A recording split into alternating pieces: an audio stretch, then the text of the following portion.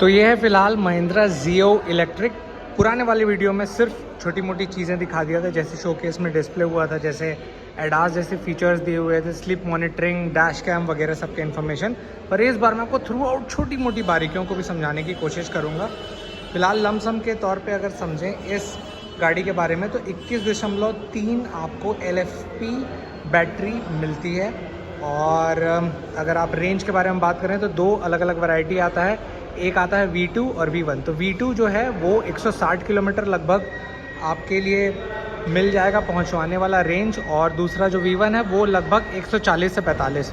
हालांकि ARI जो claim है वो 246 है, बट महिंद्रा वालों ने रियल टेस्टिंग इस गाड़ी का किया है, उसके हिसाब से वो चीज़ तय की है कि ये लगभग 160 के अराउंड निकाल के देगा।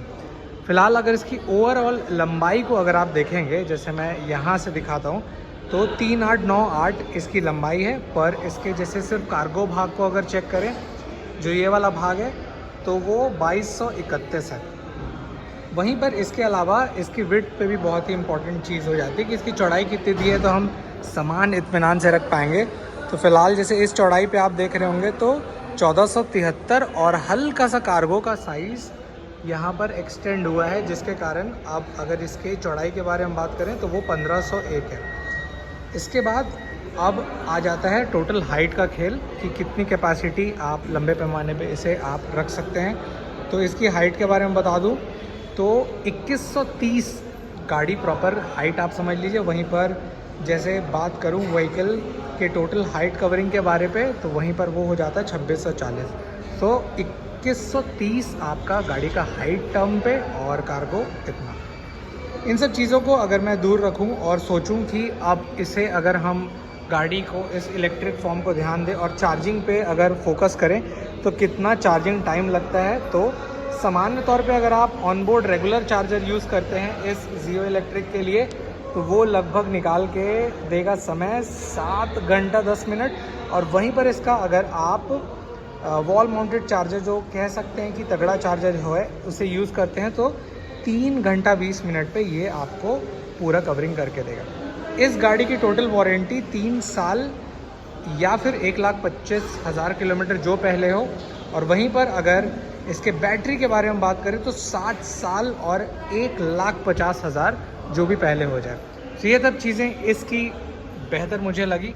अंदर जैसे शोकेस में दिखाया गया था उसमें डैश कैम की सुविधा थी, एडास जैसे यहाँ पर ऊपर फीचर्स भी जुड़ गए थे, और वहीं पर इस साइड पे आपको स्लीप मॉनिटरिंग की भी व्यवस्था कराई गई थी।